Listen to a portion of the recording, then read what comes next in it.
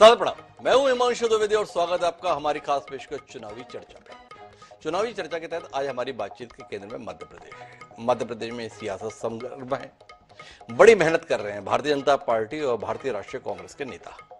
कमान एक तरफ भारतीय जनता पार्टी के सामूहिक नेतृत्व के हाथ में है, वहीं दूसरी तरफ कांग्रेस में पूरी दारोमदार कमलनाथ और दिग्विजय के कंधे पर है। कमलनाथ प्रदेश के हालात, देश के हालात के मुताबिक राजनीति करने की कोशिश कर रहे हैं।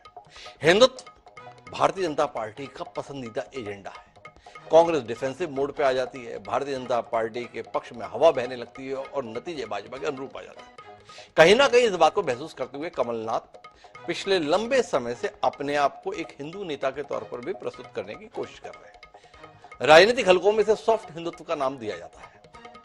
इसी के तहत कभी प्रदेश कांग्रेस कार्यालय में हनुमान चालीसा का पाठ होते हुए दिखाई देता है, तो कभी छिंदवाड़ा में बाबा बागेश्वर धाम के पीठाधीश्वर पंडित धीरेन्द्र शास्त्री कथा कहते हुए दिखाई देते हैं। यहां तक कि अब प्रदीप मिश्रा भी कथा करने के लिए कमलनाथ के आमंत्रण पर छिंदवाड़ा पहुंच रहे हैं। इन सब के बीच में कमलनाथ ने एक बयान दिया कि जिस देश में 80% से ज्यादा हिंदू रहते हैं वो हिंदू राष्ट्र नहीं होगा तो क्या होगा। अब ये तो कमलनाथ का बयान। इसके उलट दिग्विजय सिंह, जिन्हें हिंदू शब्द के साथ ही जैसे खून का दौरा बढ़ जाता है, उन्होंने कह दिया कि ऐसे लोगों को पार्टी से बाहर निकाला जाना चाहिए जो हिंदू राष्ट्र की बात करते हैं।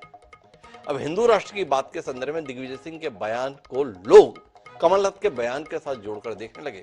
वो सवाल उठाने लगे कि क्या दिग्विजय सिंह कमलनाथ को पार्टी से बाहर देखना चाहते हैं। कमलनाथ अब सफाई तो दे नहीं रहे, पर दिग्विजय सिंह सफाई दे रहे हैं। दिग्विजय सिंह बता रहे हैं कि मैंने जो बात कही थी वो सावरकर के हिंदुत्व के संदर्भ में कही थी, कमलनाथ जी के संदर्भ में नहीं। तो कुल मिलाकर ये जो हिंदू और हिंदुत्व है, इसको लेकर मध्य प्रदेश की सियासत में जो कुछ भी घटित हो रहा है, इस पर हम बात करेंगे। हमारे साथ 3 खास मेहमान इस चर्चा का हिस्सा बनने के लिए मौजूद हैं। उनसे परिचय कराएं उससे पहले देखिए वो खास रिपोर्ट जिस मसले पर हमारे साथियों ने तैयार की।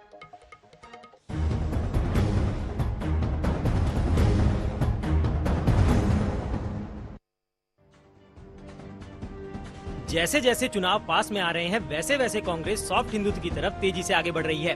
बीते रोज पूर्व मुख्यमंत्री दिग्विजय सिंह ने कहा था कि सॉफ्ट या हार्ड हिंदुत्व जैसी कोई चीज नहीं होती है।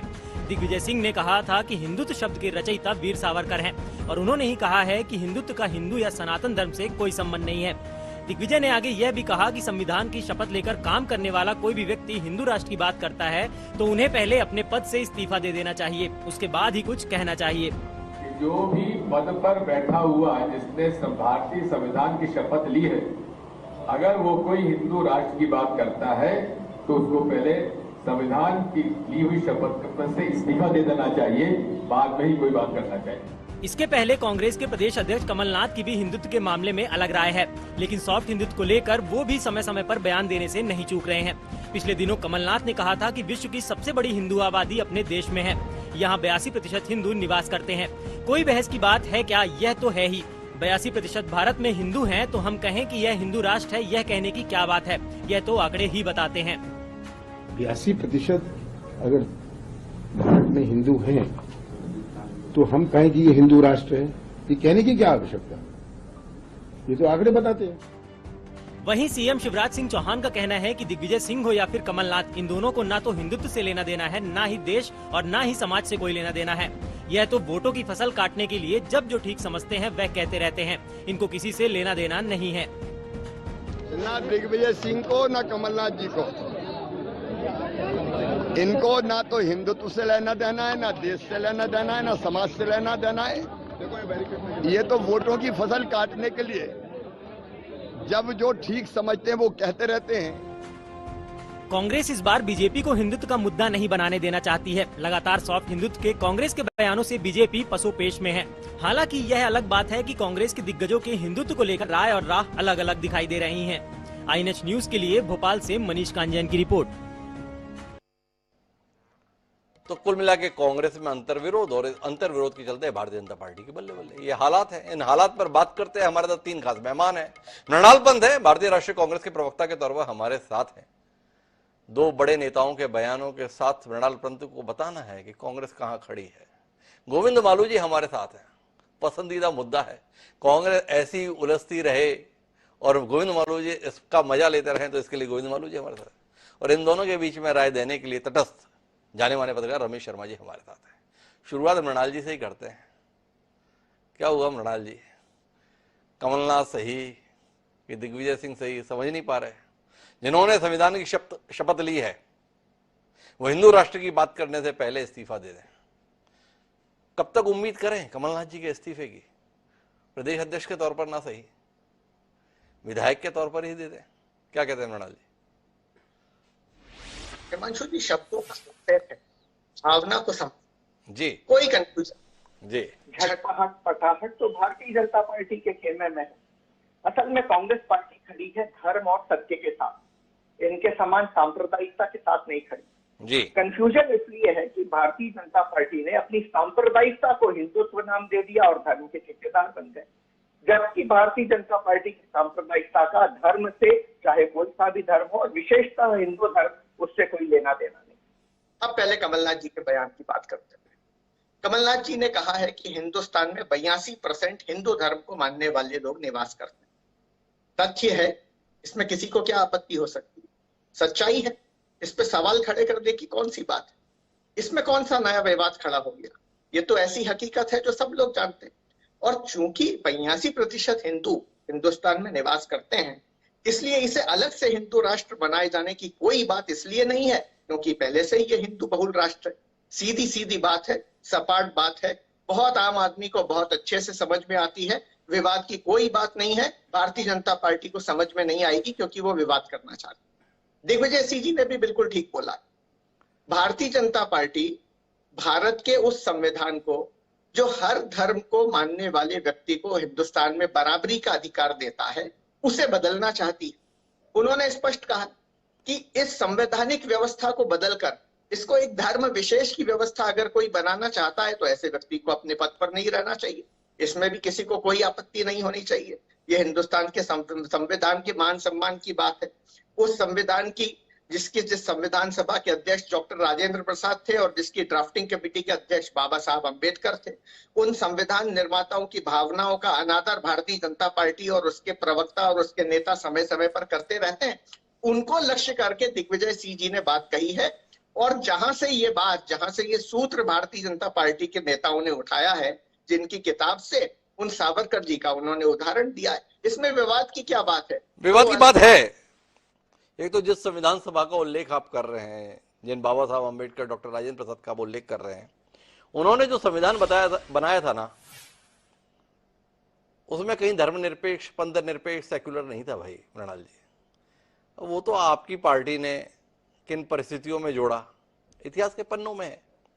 दूसरा भाई, माननीय कमलनाथ जी कह रहे हैं कि हिंदू राष्ट्र है, अलग से कहने की क्या बात है?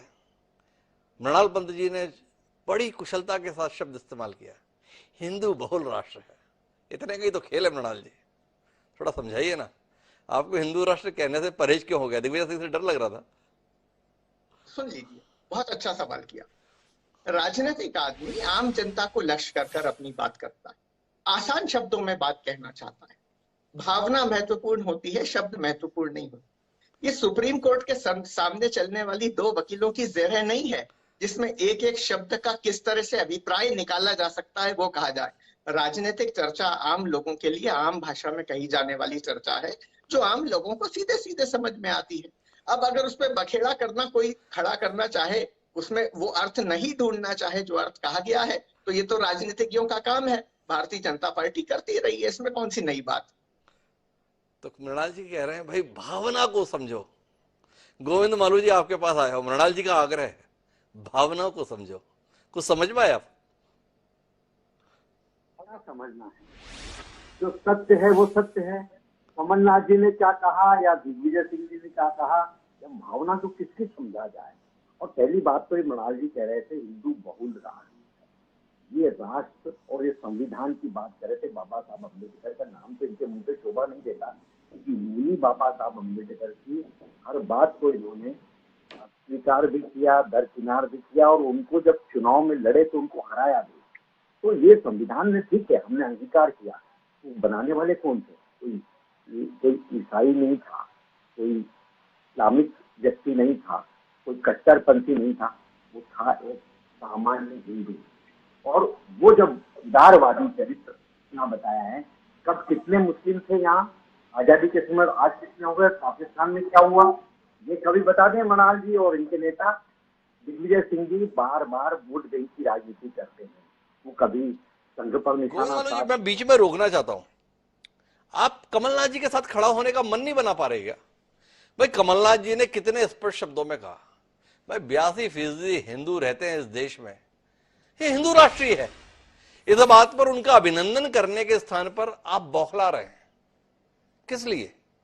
आपको ऐसा लग रहा है कि कमलनाथ जी का यह बयान आपकी मोनोपोली को भेद दे रहा है, जिस पर आपने माना था ये तो हमारा अधिकार है, ये कमलनाथ जी कहां अपनी जमीन तैयार कर ले रहे हैं, इसलिए परेशान है क्या? हिमांशु जी, हम कोई परेशान नहीं है। जिस राष्ट्र की अवधारणा की बात, राष्ट्रवाद की बात हम करते हैं, यदि वो कोई करेगा तो उसका हमारी सफलता है। आज राम मंदिर बना तो हमने ये मुद्दे को, हम इस बात को, हम राम मंदिर बने, इस आस्था को हमने जगाया जन जन में, और उसके कारण आज सबको नतमस्तक होना पड़ा। ये बात है कि हम सच के साथ खड़े हैं। आज हम जो कह रहे हैं, ये चुनाव के समय क्यों करते हैं, ये हमेशा क्यों नहीं कहते? ये तुष्टिकरण की बात करते हैं चुनाव होने के बाद, और उसके पहले कोई, ये दो अलग अलग लोग, एक ही पार्टी के लोग अलग अलग बात करके भ्रमित करते हैं। नूरा कुश्ती है ये, जैसे मदारी होता है ना, जमुरा और मदारी, ये उसका खेल खेल रहे हैं, और जनता इनके नाटक और नौटंकी को जानती है। चुनाव के समय आप हमेशा कहिए ना, आप कभी अरे कमलनाथ जी तो लगातार ही इसी प्रकार का आचरण करते आ रहे, कहने की क्या बात है? आप देखिए ना, प्रदेश कांग्रेस कार्यालय में कितने भव्य तरीके से हनुमान चालीसा का पाठ होता है गोविंद बालू जी। ऐसा तो आप भी ना करा पाए जैसा कमलनाथ जी करा कर दिए। इस बात को लेकर कमलनाथ जी का कभी आपने अभिनंदन किया हो, स्वागत किया हो, वंदन किया हो? हमें कोई बयान दिखा नहीं, आज करेंगे क्या? कमलनाथ जी भी करा रहे हैं, तो अच्छा है, सनातन धर्म की पताका फहराइए। हम भी यही चाहते हैं क्या, ये भारत की संस्कृति और सभ्यता का की पताका फहराने के लिए अब खुलकर आना पड़ रहा है इन लोगों को। और ये जो चोला जो पहन रहे हैं ना, ये असली चोला कौन सा है, जो दिग्विजय सिंह कह रहे हैं वो असली चोला है। असली चोला कौन सा है? गोविंद बालू जी अभी भी इसी में उलझे रहना चाहते हैं। लेकिन मैं आना चाहता हूं रमेश शर्मा जी आपके पास। क्या आप मानते हैं कि मध्य प्रदेश में सियासत की जमीन पर कमलनाथ हालात के अनुसार व्यवहार कर पा रहे हैं, और यह बात भाजपा को बेचैन कर रही है? और दिग्विजय सिंह जो पिछले 2 दशक से राजनीतिक तौर पर मध्य प्रदेश में अपनी जमीन खोए हुए हैं, एक बार फिर उसी हालत में अपने आप को पहुंचा रहे हैं। कुल मिलाकर के बचपन में मैंने पतंग उड़ाई है, और एक उसमें पैंच होता था कि ढील दे करके हाथ पे से काट लेना। तो मुझे लग रहा है कि कमलनाथ जी ने एक अच्छा पतंगबाज का उदाहरण दिया है, ढील दे करके हाथ पे से काट लेना। उन्होंने जो हिंदू कार्ड खेला है और दिग्विजय सिंह का बयान, दोनों की बिल्कुल रणनीति के तहत है। कांग्रेस इस बात को समझ गई है कि कहीं ना कहीं हिंदू कार्ड से दूर रह करके हम सत्ता में नहीं रह सकते, और हिंदू वोट को आकर्षित करना ही है। तो आप देख लीजिए 2014 के बाद कमलनाथ जी का व्यवहार, हनुमान मंदिर बनवाना, हनुमान चालीसा का पाठ करना, मंदिरों में जाना, प्रसाद चढ़ाना, संतों को बुलाना, और फिर उसमें बागेश्वर धाम जी की कथा जिनकी कई कांग्रेस जनों ने आलोचना की थी। तो कुल मिलाकर के ताकि हिंदू वोट कांग्रेस की तरफ आए, और हिंदू वोट के आने से जो सेकुलर वोट है वो न टूट जाए, इसलिए वो दिग्विजय सिंह जी का बयान है। तो कुल मिलाकर के ये वोटों के साधने की बात है। इसी बीच में एक तीसरा बयान का भी मैं उल्लेख करना चाहूंगा। पिछले दिनों उमंग संगार जी का बयान आया, उन्होंने कहा कि आदिवासी मुख्यमंत्री होना चाहिए। तो जिस तरीके से दीप्ति मुर्मू को बनाया राष्ट्रपति, या बिरसा मुंडा जी का बनाया, या कमलापति जी के नाम पर स्टेशन बनाया, तो जिस तरीके से राष्ट्रीय स्वयंसेवक संघ वाले जनजातीय क्षेत्रों में सक्रिय हैं, तो उनको लगा कि आदिवासी वोट हमारा कम ना हो, तो आदिवासी वोट के लिए एक व्यक्ति को अलग तैनात किया है, सेकुलर वोट के लिए एक व्यक्ति अलग तैनात है, और जो आस्था वाला वोट है उसके लिए अलग तैनात है। तो ये कांग्रेस की चुनाव की रणनीति है, और निश्चित रूप से ऐसी रणनीतियां कांग्रेस ने इतिहास में भी बनाई हैं। एक सवाल मैं आपसे ही पूछना चाहता हूं, चूंकि आप अध्ययनशील व्यक्ति हैं, कि आजादी के आंदोलन में राम राज्य का एक पूरी संकल्पना पेश की कि हम राम राज्य लाएंगे, और वंदे मातरम का नारा लगता था, लेकिन क्या सरकार में आया तो राम राज्य आया क्या? वंदे मातरम राष्ट्रगान बना क्या? तो कुल मिलाकर के सत्ता के लिए आवश्यक क्या होता है, मैं समझता हूँ इस समय की जरूरत भी है। हमको आवश्यक क्या होता है, होना चाहिए उपलब्धि के लिए, तो कांग्रेस उस कदम पर काम कर रही है। कांग्रेस की राजनीति को मैं तो ये कहूंगा कि ये उच्च स्तरीय राजनीति है, जिसका अध्ययन होना ही चाहिए। जी, क्या बात है रमेश जी, आपकी भाषा और शिवराज सिंह चौहान की भाषा एकदम समान है। शिवराज सिंह चौहान भी यही बोल रहे थे शिवराज सिंह जी कह रहे थे कि इनको ना देश से ना समाज से कोई लेना देना है, या तो वोटों की फसल काटने के लिए जब जो ठीक समझते हैं वह कहते रहते हैं। कमोबेश उसी प्लेटफॉर्म पर आप हैं, तो आपसे जानना यह है, वोटों की फसल काटने के लिए कट जाएगी? देखिए, नोमोटो तौर पर मध्य प्रदेश में अगर आप देखेंगे 2018 के तुलना में 2018 में दोनों को बिल्कुल लगभग समान वोट मिले हैं। 0.1% या कुछ परसेंट भाजपा को थोड़ा ज्यादा मिला है, बाकी लेकिन समान वोट है। तो उस समान वोट में दोनों पार्टियों का ये प्रयास है, अगर कम से कम 2% 3% वोट उनका बढ़ता है तो ऐसी स्थिति में वो सरकार बना लेंगे। तो वो जो 2-3% वोट की जोड़ तोड़ है, उसके लिए दोनों ही पार्टियां अपने ढंग से प्रयास कर रही हैं। कांग्रेस का एक बहुत कमजोर बिंदु था, आस्था वाला, हिंदुत्व वाला, तो कमलनाथ ने उस बिंदु को बिल्कुल तरकीब के साथ अपने साथ रखा हुआ है। तो कुल मिलाकर रमेश शर्मा जी समझ पा रहे हैं, सियासी तौर पर दांव ठीक खेल रही है कांग्रेस। पर आपसे जानना ही चाहता है मृणाल जी, 137-38 साल पुरानी पार्टी सत्ता में आने की आतुरता के चलते अभी भी खेल ही खेलेगी क्या, या विचार के स्तर पर जो मानती है वही व्यवहार में रखेगी? द्वंद हो गया।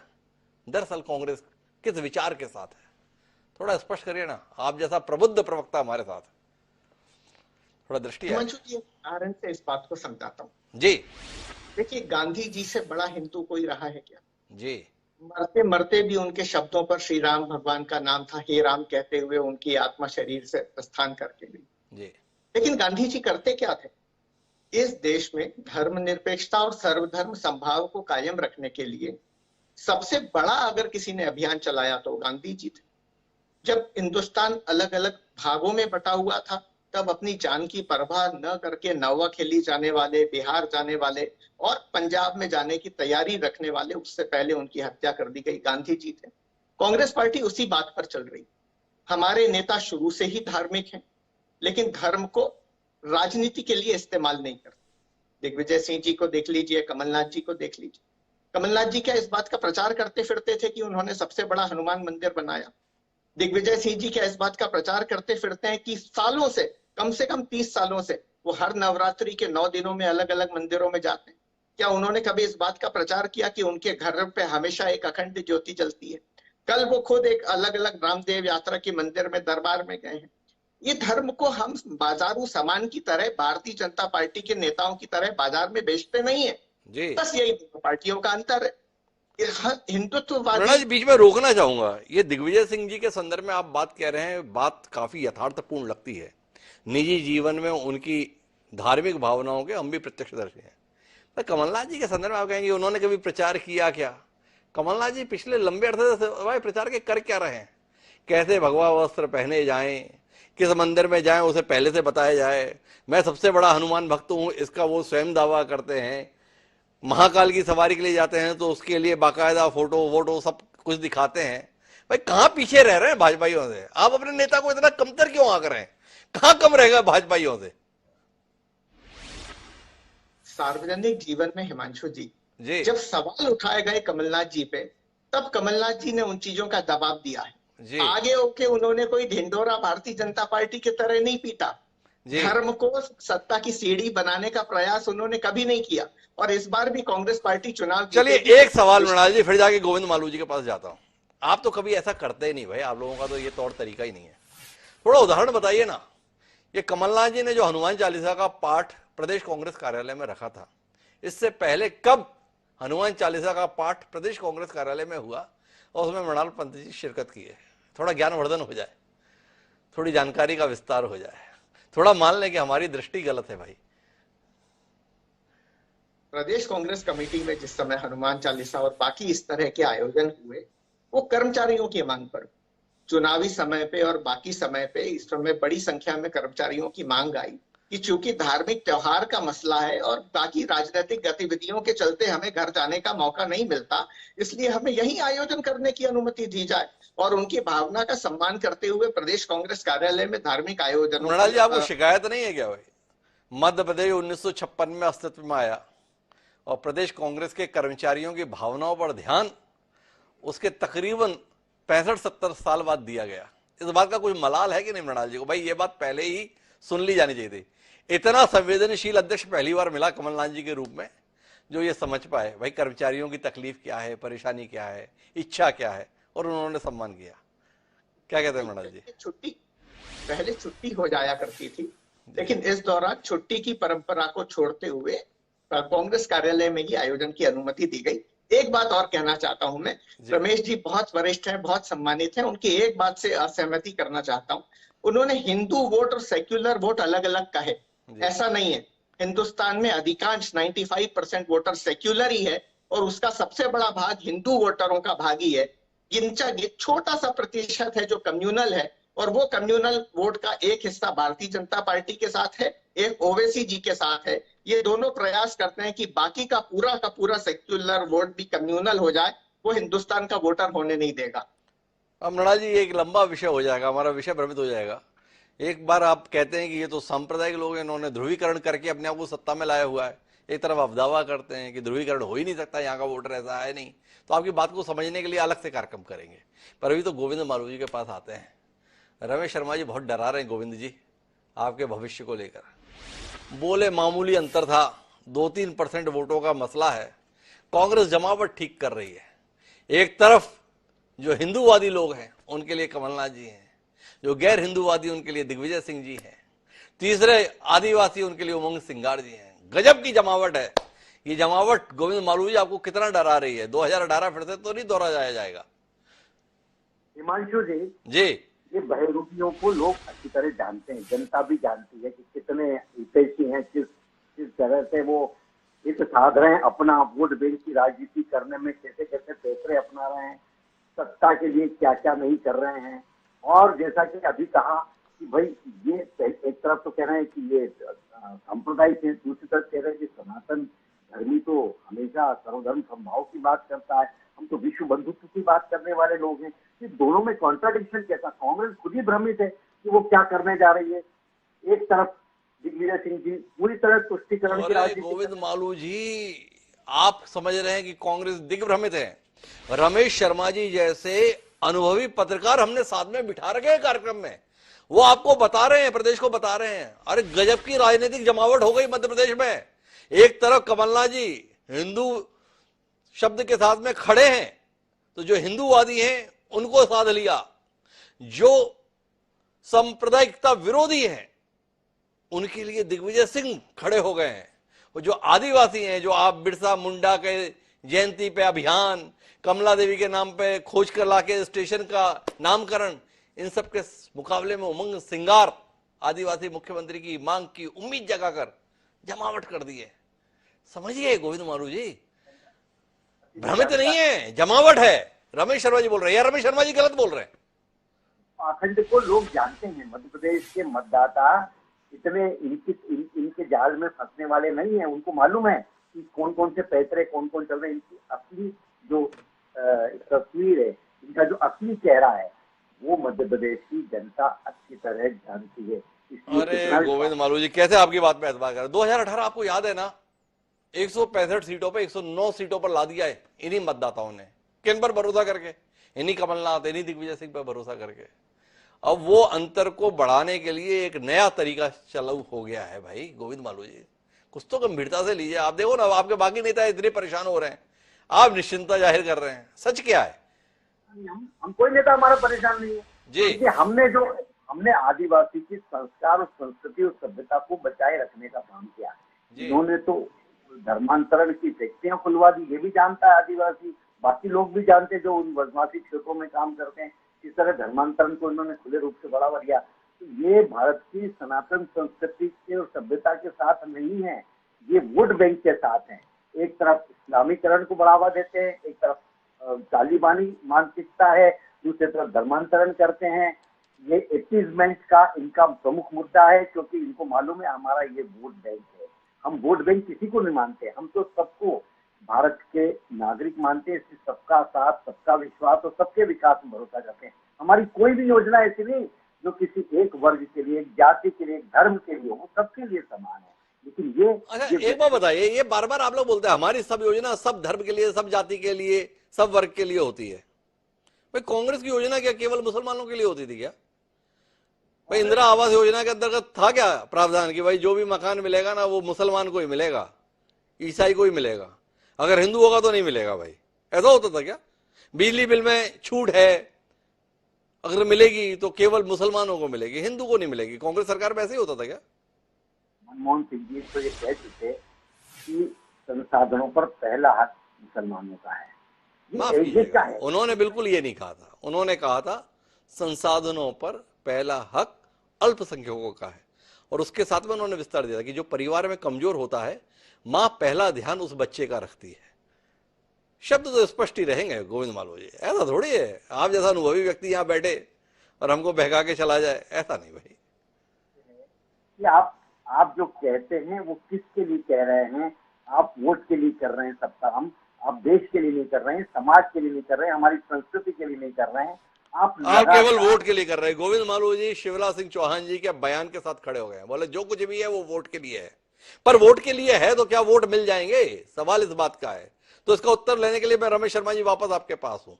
अब तो निर्णायक घड़ी आ रही है, 1.5 महीने का समय बचा है आचार संहिता लगने में। अक्टूबर में कभी भी घोषणा हो जाएगी। जो जमावट है उस पर आप कितने मुग्ध हैं? कांग्रेस ठीक रणनीति पे चल रही है या कांग्रेस कोशिश तो कर रही है? देखिए, कांग्रेस बहुत अच्छी कोशिश कर रही है और कांग्रेस की ये रणनीति अच्छी रणनीति ही मैं कहूंगा जी। दोनों की रणनीतियां, भाजपा की रणनीति और कांग्रेस की रणनीति अलग अलग रणनीतियां हैं जी। भाजपा जो सबसे ज्यादा कोशिश कर रही है वो अपना जो उनका संगठनात्मक ढांचा है, वो संगठनात्मक ढांचा कैसे मतदाता संपर्क हो। खास तौर से उन्होंने जो अभी वो चाय का, मतदाता के पास जाकर के आपको चाय पियेंगे, वो एक अच्छी जमावट भाजपा की है। लेकिन मास को आकर्षित करना, क्योंकि दोनों पार्टियों में एक अंतर है, भाजपा कैडर बेस्ड पार्टी मानी जाती है, कांग्रेस मास बेस्ड पार्टी मानी जाती है। तो मास को, भीड़ को, समूह को जो आकर्षित किस प्रकार किया जाना चाहिए, वो कांग्रेस की बहुत अच्छी रणनीति चल रही है। विशेषकर जैसे अगर मैं 2018 का आपको उदाहरण दूं, कांग्रेस को 2 ही मुद्दों ने लाभ दिया था। एक दिग्विजय सिंह जी की नर्मदा यात्रा ने लाभ दिया था और किसान की रण मुक्ति ने लाभ दिया था। ये उस समय भी मैंने हर टीवी चैनल पर कहा था कि ये दोनों मुद्दे कांग्रेस को लाभ देंगे। इस बार जो कांग्रेस को लाभ मिलने वाला है, एक कहीं ना कहीं ये जो उन्होंने हिंदुत्व की बात कही है, इससे कहीं ना कहीं वो जो हिंदू वोटर है उसका भाव थोड़ा सा वो नॉर्मल आएगा, वो सेंटर पॉइंट पर आएगा। ना भाजपा ना कांग्रेस मध्य बिंदु पर आएगा। अगर मध्य बिंदु पर हिंदू वोटर आ गया है तो वो भी कांग्रेस को फायदा ही देगा।